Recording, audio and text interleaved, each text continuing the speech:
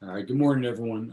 Thank you so much for having me today. Today, I'm going to talk a little bit about professional development, or what I call the real professional development. I want to start today with a story of my own professional development. As I look back at my career so far, I'd like to say that all the pieces fell into place like a puzzle should. But as I go deeper, it really wasn't that easy. My parents were both special education teachers. When my dad was younger, he was raised in a Midwestern farming household where there were three options. You either become a farmer, a teacher, or a priest. He told me that the only way out of the small town where I lived was to go off to a big city college and study education to become a teacher. He had it pretty simple, but he always made it a point for me to explore the world around me. As I look back at my education, it started long before school even began. My dad, while he was an excellent high school teacher, he was also a true jack of all trades. While I didn't realize it then, I now realize the time he dragged me into the garage to help him while he changed the oil on his truck was my introduction into the world of both machines and auto repair. When he had me help him build our backyard playground that he designed himself, this was his way of showing me construction and architecture. When he volunteered me for the church spaghetti dinner fundraisers, it was my introduction into the culinary arts and service to others. Of course, I didn't realize it then, but my dad was giving me every opportunity to soak in the world around me. As Benjamin Franklin once said, "Tell me and I forget, teach me and I may remember, but involve me and I learn." Over the course of the next 45 minutes or so, I'm going to dive into some different elements of professional development and some characteristics that have helped me along my journey. I want to say that these are my own experiences and may not necessarily connect with each one of you. But in the off chance that you do connect with something along the way, take the time to dive into it a little bit deeper. Think about your own path so far and the path ahead of you. While each one of you may end up in a completely different journey, you've all ended up right here listening to me droll on. Your paths have converged. Maybe there's something to that, or maybe there's not. I'll leave it up to you to decide. One thing's for sure, your professional path is yours. I'm hoping that in our time today, I can give you some ideas to reflect on and some skills that might help you fit those puzzle pieces just a little bit tighter. So, who am I, and why am I qualified to even begin talking about professional development? Well, my name is Ben Henry, and I'm the program manager and head athletic trainer at WorkFit. For the past 13 years, I've led a team of 38 athletic trainers and 5 exercise physiologists in the Boeing Industrial Athlete Program in Everett, Washington. Our main objective is to reduce the likelihood of musculoskeletal injuries with mechanics who build some of the world's largest twin-aisle airplanes. Consider a team of 43 healthcare providers. I'm in charge of developing a program where we can each have a singular direction for our Boeing customer, accomplishing their goals of a reduction in unsafe behaviors leading to injury. But first and foremost, I need to create a culture of growth and development where each one of my team members can thrive in. I take every opportunity each day to inspire my team to be the best version of themselves in every moment, to explore new ways to seek out new opportunities in the world around them. That's who I am in the business world. I hope after today you get to see a little bit more of me than just that. Let's begin here.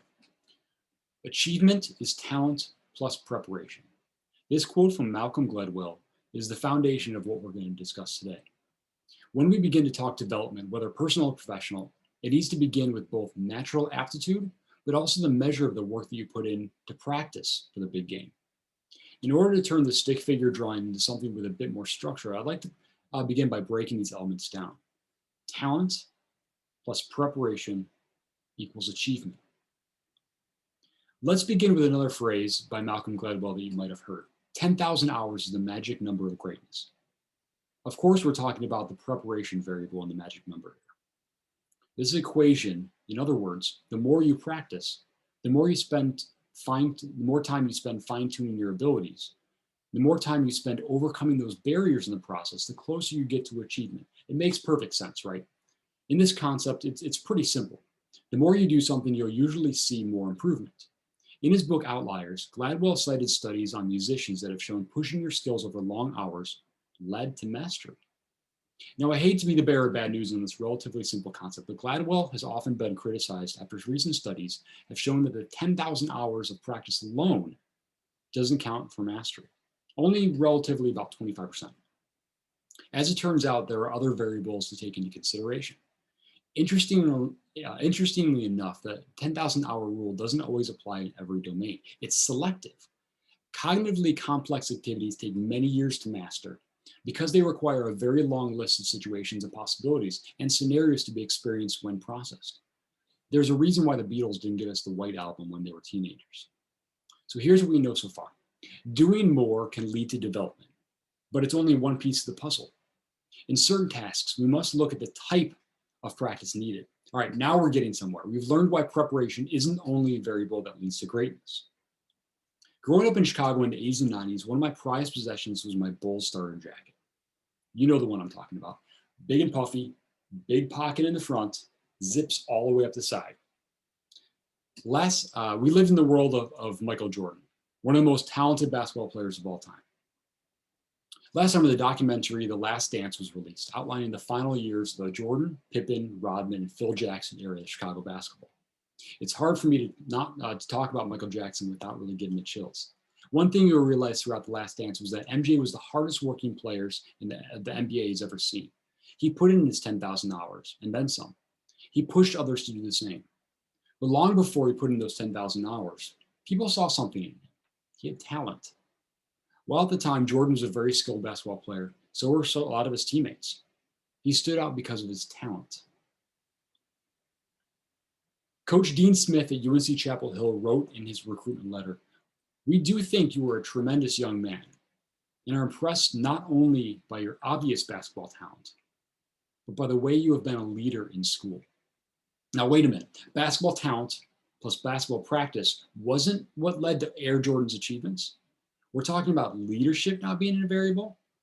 This is starting to be a more complex equation. Talent plus preparation plus leadership equals achievement. All right, now we're getting to the crux of the matter. I like to go back to the story I told earlier about my dad. The jack of all trades who taught me everything about the world around me has many facets. He led me down many paths to experience what I could early on and then gave me the freedom to pursue those that I connected with. As the phrase goes, jack of all trades, master of none.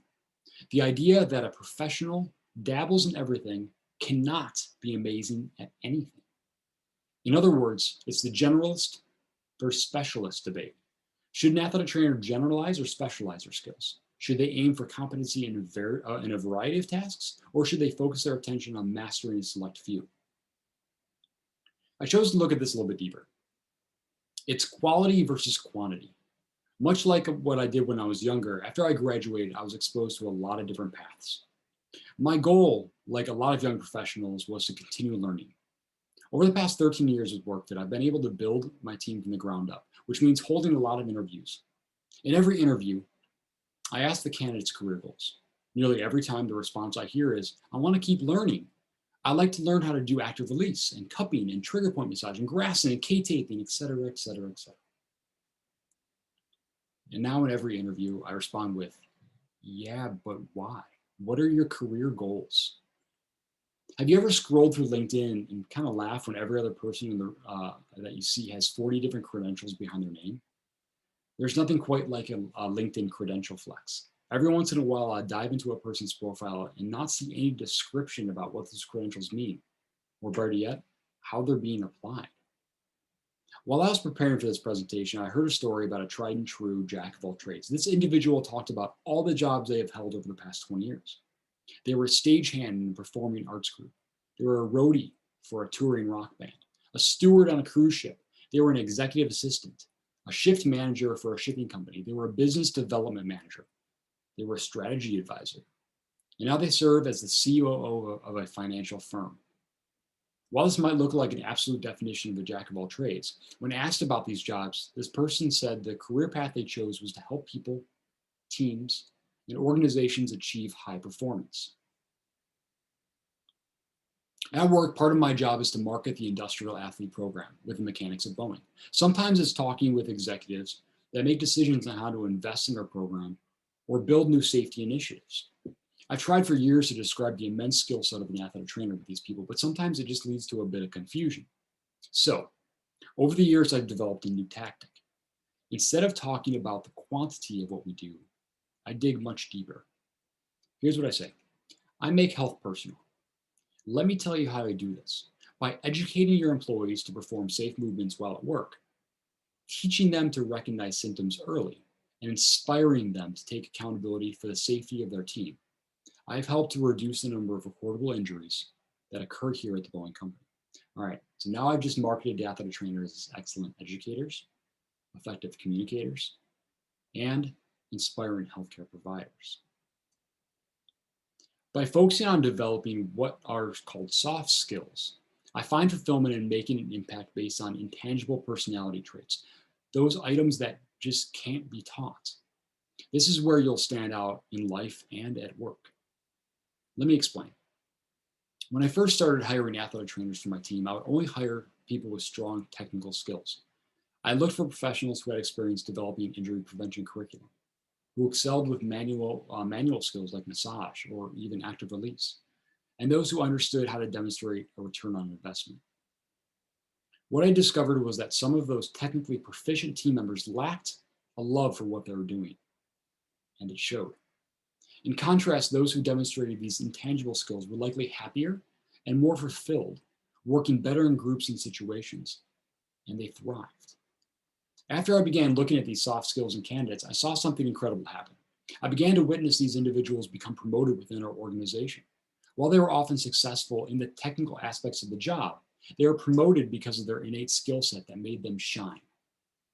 During your athletic training education, you are figuratively drinking from the fire hose of information. You're thrown into situations where you need to memorize anatomy structures, develop rehabilitation protocol, document evaluations and progress notes, and practice all the special tests you've been developing and you spent learning over the last few years.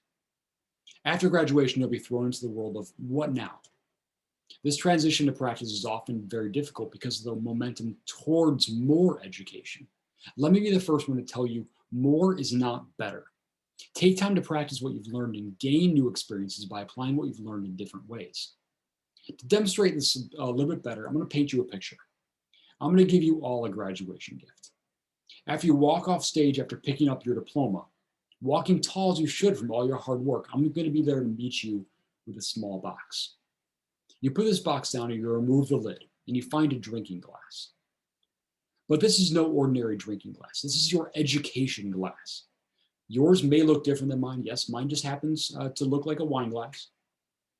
You take that glass out of the box and you find it's nearly full of everything you've spent your college years learning. You're proud of how full the glass is. You go home and keep it up on your shelf. Every day you come home you look at that glass. And you're thrilled with all the education that's filling that glass. But after a while, you pay less and less attention to what is in that glass. You begin thinking, I wonder what else would fit into that glass. So you sign up for some continued education courses that are being held locally. You attend the courses, but as you learn the new material, you realize that you need to put what you learned inside of that glass. All of a sudden, it begins to overflow. But you sign up for another course because it looks interesting and your glass overflows more. Instead of getting yourself a bigger glass, you found lots of ways to overflow your small glass. Instead of practicing those items you've learned in school and experiencing new experiences that will develop your soft skills, you continue to explore new technical skills without the thought of how they'll be applied. While technical skills are generally situational, those soft skills can be used every day in all facets of life, opening up endless possibilities for personal and professional growth. Now is the time to start developing a skill set that will help you grow your ability to experience more. You may know how to intubate, fit a functional knee brace, or kinesiotape, but are you resourceful? Are you an effective communicator? Are you an active listener? Are you a leader? The quality of your education and the experiences matter much more than the quantity. So what are these so-called soft skills that will allow you to push the boundaries of your personal development? I want to discuss the top 6 that have not only helped me gain more experiences to build an excellent team at work, but also those items I'd look for and those I choose to surround myself with in life. The first soft skill I'd like to discuss is resourcefulness. I'd like to begin with a story. A firm needed a researcher. The applicants were a scientist, an engineer, and an economist. Each was given a rock, a piece of string, and a stopwatch, and told to determine a certain building's height. The scientist went to the rooftop, tied the rock to a string, and lowered it to the ground. Then he swung it, timing each swing with a watch. With his pendulum, He estimated the height at 200 feet, give or take about 12 inches. The engineer threw away the string, dropped the rock from the roof, timing its fall with a watch, applying the laws of gravity. He estimated the height at 200 feet, give or take about 6 inches. The economist, ignoring the string and the rock, entered the building, but soon returned to report the height at exactly 200 feet. How did he know? He gave the janitor his watch in exchange for the building plans. He got the job. Of all the skills that I admire, being resourceful is the most important. I don't want to be surrounded by ordinary thinkers. Rather, I want to be the people who, if they don't know the answer, they know how to get it. Or if we have a problem, they know how to solve it. Resourceful people think outside the box and visualize all the ways, all the possibilities to achieve things. They also tend to work well with the team and bring out the best in people because they often can see the skills in others that will be effective in the team's success. Being resourceful also enables you to look for new things, new ways to experience the same thing, taking in a new perspective on problem solving. Being solution-oriented builds a skill set based on creative experiences, not just the experiences that are in your field of vision. By looking at solutions in your periphery, it will not only allow you to look beyond that field of vision, but will expose you to different problem-solving avenues. Your world map becomes bigger, your vision grows, and the solutions present themselves much easier.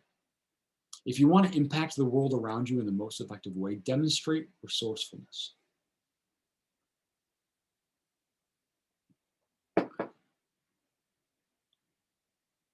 When Leningrad, which is now known as St. Petersburg, Russia, was laid out in the early 18th century, many large rocks had to be removed.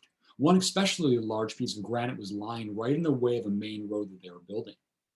Bids for its removal submitted by contractors were exorbitantly high because there was no mechanical means for removal. There was no hard steel for drilling or cracking the stone, and no explosives except for inferior black powder. One day, an insignificant-looking peasant appeared and offered to remove the boulder for a fraction of other bids. Since the government ran no risks, he was authorized to try his luck. He assembled many other peasants and with shovels and timbers, and began digging a hole next to the rock. The rock was propped up to prevent it rolling back into the hole. When the hole was deep enough, they removed the props and the boulder dropped into the hole, where it rests to this day below the street level. The rock was covered with dirt, and the rest of the earth was carted away. Since he couldn't remove the rock above the ground, he put it underground. Ernest Hemingway said, "Now is no time to think about what you do not have. Think about what you can do with what there is." The second soft skill we're going to dive into today is a two-part process. It's active listening and reflection. If you're not listening to and reflecting upon the world around you and the people around you, then you're missing a great deal of information. Let me give you an example of how this works. As an athletic trainer, we interact one-on-one with our patients all the time. We work to build trust in our athletes, but oftentimes we're quick to dive into those special tests and hands-on care. But what if we took the time for each one of our patients and really listened to them? What if we chose to spend time taking a history to really understand who our patient is, just beyond the injury? What if in every interaction with someone we were actually present in the moment and we were really curious about who that person was? In 1936, Dale Carnegie put together a small booklet called The Golden Book. In it, he listed a number of rules or principles from his book, How to Win Friends and Influence People. 4 of the top 10 are about these one-on-one interactions.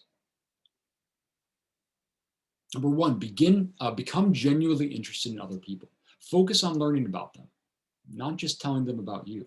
This will forge an almost immediate friendship. Number 2, be a good listener. Encourage others to talk about themselves. People are generally more interested in themselves than in others, so it's incredibly flattering to someone when you want to listen to their stories. Number 3, talk in terms of the other person's interests. Learn what their interests are and listen to them sharing their ideas about those interests. And the 4th, make the other person feel important and do it sincerely. Psychologists have always noted that people have a strong desire to feel a sense of importance. So if you can enable them to feel that importance, you'll have done something remarkable for them.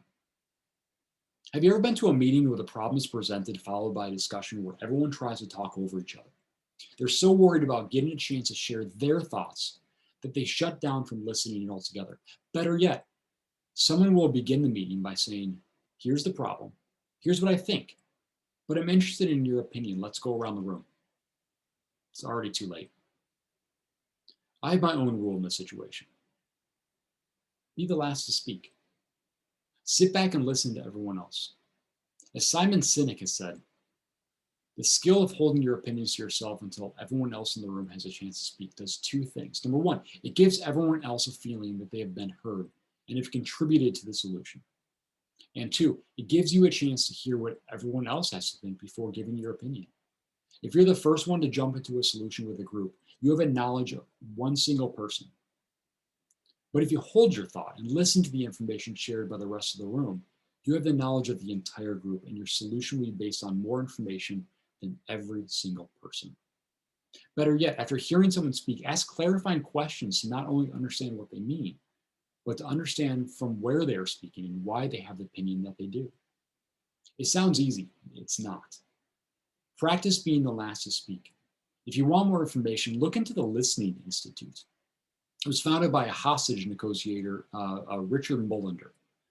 Plenty of people think that good listening is about nodding your head or keeping good eye contact, but that's not really listening. A good listener is always looking for facts, emotions, and an indication of the person's values. The aim of listening is to ascertain what the other person is trying to achieve. So this soft skill was active listening and reflection. After each encounter throughout the day, get in the habit of reflecting on three things. Number one, what went well with that interaction? Number two, what did not go so well or as intended? And number three, what can you improve on for the next time you have a similar interaction? If you reflect on those three things each time, you will be more prepared every single time you interact with someone. Use it frequently, and your knowledge of the world around you and how you interact will grow immensely. This is real-time continued learning. Educators always say that the best way to lock in a skill is to teach it to somebody else. I agree. As Nobel Prize winning physicist Richard Feynman said, if you can't explain it in simple terms, then you don't actually understand it. Well, that's a great strategy. I have a better method. Take a learned skill, something you've been working on developing inside yourself, and explore new ways of applying what you've learned in other situations. Many know this term as cross-training or transference. By applying a learned skill in one field and then transferring that skill to another, it'll allow you to become closer in mastery in both fields. For example, if I have a firm grasp of Spanish grammar rules, it will help me learn French faster too. And I'll strengthen my Spanish skills along the way. Think of the case of our friend MJ, number 23. He was a basketball legend. Put a bat in his hand and stitch a 45 on the back of his jersey, and his athleticism took on new heights in a completely different sport. But then bring him back to basketball in the old school 23 stitching, and he picks up 3 more championships. Becoming an expert across fields also enhances innovation. Studies have found that history's most creative people, including Michelangelo and Leonardo da Vinci, were polymaths, or someone whose knowledge spans a substantial number of subjects. Da Vinci was most famous as a painter, but he was also a scientist. He was an engineer. He was a mathematician. Similarly, Michelangelo was a sculptor, a painter, architect, and even a poet. In the study of the 20th century's best opera composers, studies have found that the compositions of most successful operatic composers tended to represent a mix of genres. Composers were able to avoid the inflexibility of too much expertise or overtraining by cross-training specific skills. Just a note here, when building your resume or interviewing for a job, your demonstration of using skills across multiple platforms can be what sets you apart from other candidates. For example, if you worked in sales for a previous employer, discuss on how you develop the ability to read other people's body language during conversations, and then apply that same skill to build a rapport with your athletes. By demonstrating your intention for transference of that skill, you show a much greater use of a soft skill that might easily be overlooked. If you have the right attitude, the solution is easier to find. You have to believe that you can get through any issue and come out stronger. While it may seem like more of a character trait than a soft skill, Having an optimistic outlook is something that can be developed and fine-tuned. Negativity is emotion that can consume you to the point where you can't think about anything else. Or when you're stressed out about everything you have to get done today, you might find it hard to actually start anything because you're paralyzed at how long your to-do list has become. Your brain closes off from the outside world and focuses on negative emotion of fear, anger, and stress. Negative emotions prevent your brain from seeing other options and choices that surround you. It's your survival instinct. Workplaces can become toxic when just a single person dwells on the barriers and begins the downward spiral. But this can be overcome by recognizing the situation and kickstarting an optimistic outlook. Having the ability to face adversity, pause, and reconsider any situation as an opportunity rather than a barrier will pay dividends for you and those around you. It also expresses self-confidence, allowing others to also have confidence in you. Optimists look for partial solutions, not perfection. They look to take small steps forward to success instead of gigantic leaps. They also believe their personal best is still yet to come. Optimists avoid negative environments and celebrate their strengths. They ignore what is outside of their control and they learn to reframe situations to lead to a better outcome. They avoid negative language by adapting their vocabulary. They use yes and instead of yes but. And they surround themselves with those who also take on an optimistic outlook. They're spontaneous and generally take on a healthier lifestyle. A few years ago, I decided I wanted to get my pilot's license. When I began my training, the workload seemed impossible. At first, it seemed like I couldn't grasp the 200 things I needed to have dialed in.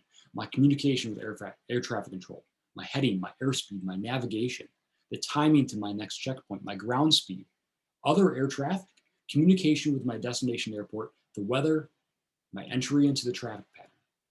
The workload seemed endless. My instructor sat me down after one of my flights and told me that I was taking on way too much all at once. Instead of dialing in each individual item, he saw it as I was taking on too many things on my checklist, so it just froze. I was instructed to learn things step by step and celebrate the fine-tuning of each item. Over time, I took an optimistic view, recognized my forward progress, and started my way towards becoming an excellent pilot. I started to explore new opportunities like landing on really small runways, mountain flying, and venturing much further from my home airport.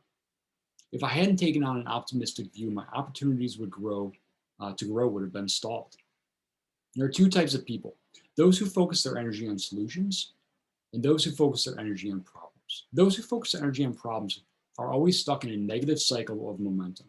They notice a problem within their lives. They focus on that problem only as opposed to solutions. They feel negative emotion associated with that act, and then they repeat the cycle all over again. The net result is not progress, but a regression in any progress. Those who focus their energy on solutions are always stuck in a positive cycle of momentum. They notice the problems within their lives, they focus on the solution that will solve that problem, and then they readjust as much as necessary, eventually experiencing progress, which leads positive emotion. And then the cycle repeats over again. The net result is progress and growth. Winston Churchill had a saying: a pessimist sees the difficulty in every opportunity. An optimist sees the opportunity in every difficulty. Let's try practicing the opportunity. I wonder how many of you have heard that in life you need to pay your dues.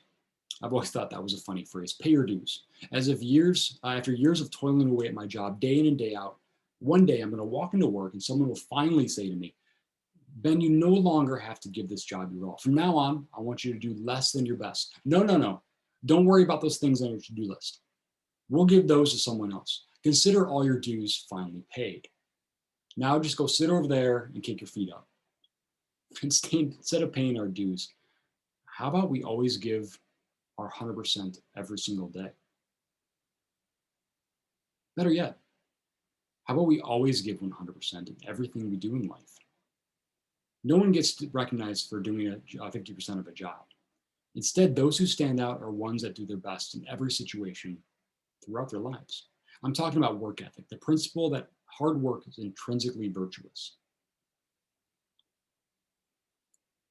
Now, a strong work ethic means different things to different people, and it can be a slippery slope to failure. Everyone knows a perfectionist overfunctioner, doing more than is healthy and trying to get an A plus in all. We developed that approach to life because our parents praised us the more that we did, and they withheld affection when we weren't striving to be the very best. While being a perfectionistic overfunctioner looks like a great work ethic, it's a devastating way to live and can lead to exhaustion and burnout. Instead, consider the fact that by practicing many of these soft skills we have already discussed, and by setting realistic boundaries for your work, giving your all may actually be very healthy and lead to more wins than losses. And that's what life's really all about, getting more wins under your belt and learning from your losses. To me, having a strong work ethic comes down to taking care of what needs to be done, always. When I was an undergrad, I was an intern at a sports performance clinic with a professional hockey team. We had several hockey treadmills, which is exactly what you think it is. It's a treadmill with a synthetic ice surface that can rotate at a very high speed and simulate the player gliding over the ice surface. Well, as athletes skated over the surface, it created a very fine dust that would shave off and it fell to the floor. As the intern, it was my responsibility to climb underneath the treadmill and clean up those shavings regularly. As you could probably imagine, it collected more dust all over my body due to static electricity than was sucked up into the vacuum itself. It was a horrendous job that I was proud to do, and I did it well.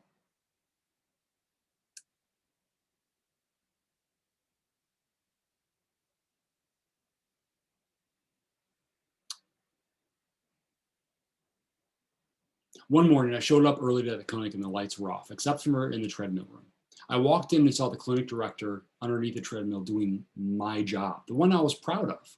I ran in and immediately said, "Wait, I can do that. You have better things to do." He got up and looked at me and taught me a lesson that I'll never forget. He said to me, "I was cleaning up because that's what needed to be done." I learned three things that day. Never, ever say, "That's not my job." Everything is everybody's job. Always do what needs to be done. If the garbage needs to be taken out, take out the garbage. And number three, always give it your best. There are few things worse in life than someone giving their less than their best work. As we have worked our way through these soft skills, I try to allude to some of my personal values, and I've worked my whole life so far to find the meaning of each one of these values and in which manner they should be applied, and the way those values have connected with me, have connected me with those who I choose to surround myself with, and they've created a foundation for me to choose who I want to be. I want to go back to the original formula: talent plus preparation plus leadership equals achievement. We discussed talent, the natural aptitude for success that is fine-tuned with the effort that you put in.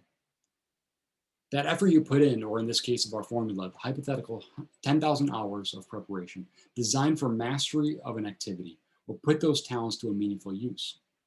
The last part of this equation is the variable of leadership. But after listening to me for the past half an hour, you might say, "But Ben, aren't all these soft skills we've already gone over components of leadership?" I mean, come on, all the people that I consider to be leaders have a strong work ethic. They're also resourceful. And when they listen to me, they aren't just listening to me. They're listening so intently, I feel like they can see into my soul. While I agree with you that leadership is a soft skill, it can take on different forms and probably a combination of soft skills. Back in 1978, Kenny Rogers sang a song called "The Gambler," where he said, "You got to know when to hold them, know when to fold them." Being a leader means just this. Good leadership is a perfect combination of knowing when to show your cards at just the right time to make the intended impact.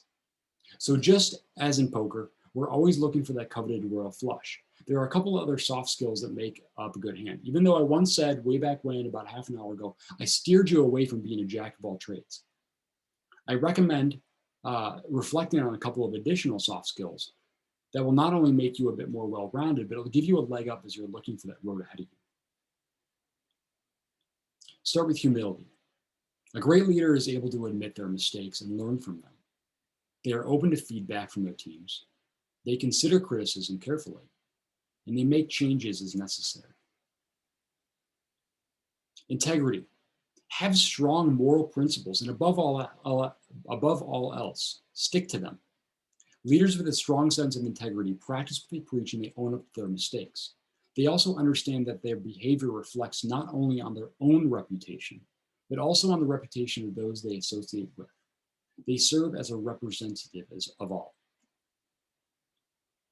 Teamwork. Stand out by being part of a successful team. Be present with people.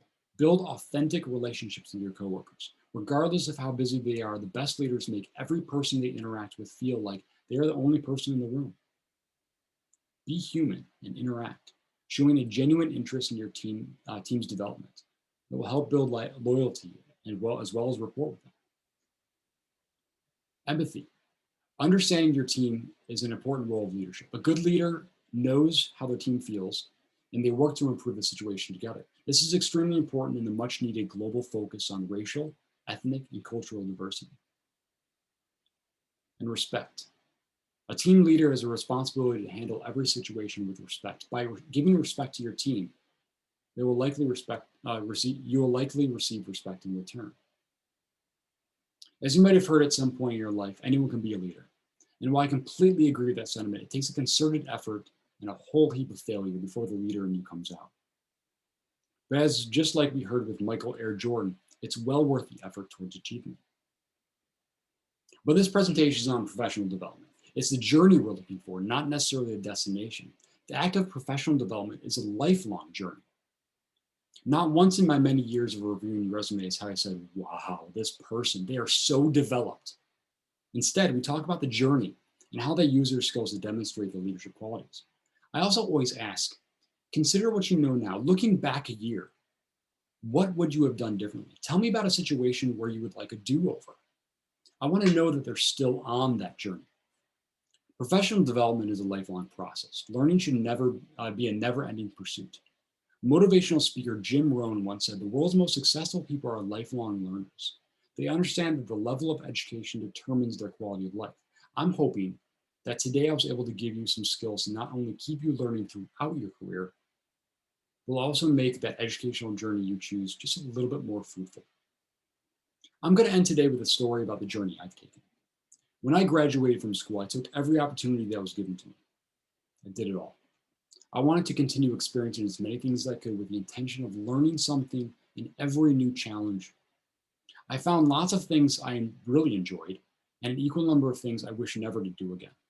I found joy in a part-time job at the YMCA where I made friends with the Silver Sneakers participants at 5 a.m. I found that what I like most about working with people is that everyone has their own story. And the more people I met, the more stories I was able to hear. People are really interesting. I also learned the value of a good night's sleep and the damaging effect it can have by not getting enough. I learned that tough times will pass and that you need to have those tough times in order to understand what the really good times are all about. I believe there's a point in everyone's life where you can pick up and choose the things that you want to keep in it and get rid of those things that you don't. About 8 years into my career, I hit this point. I was in a place where I was forced to step back and really examine my life. Taking on everything began very overwhelming. I also felt like I learned the things that were most beneficial for me later on down the road. I began to prioritize sleep. I began to surround myself with people who made me better, who thought differently than I did, and that generally made life worth living. In contrast, I removed people who were toxic. I said no more often to opportunities, and I began to choose those that would help me grow in ways that I wanted to grow. I found hobbies that would help me recharge. I became a pilot. I started mountain biking again. I read more fiction books. I worked on my photography. I began to enjoy the path I'm on. While professional development was still a focus, I began to take on a more intentional responsibility to put myself first. And I focus on the journey rather than the destination. So I challenge each one of you today. Take a look at the career in front of you, not by the destination, but in terms of your journey and focus on the development of that journey. In the famous words of Ferris Bueller, life moves pretty fast. We don't stop and look around once in a while. You can miss it. Thank you.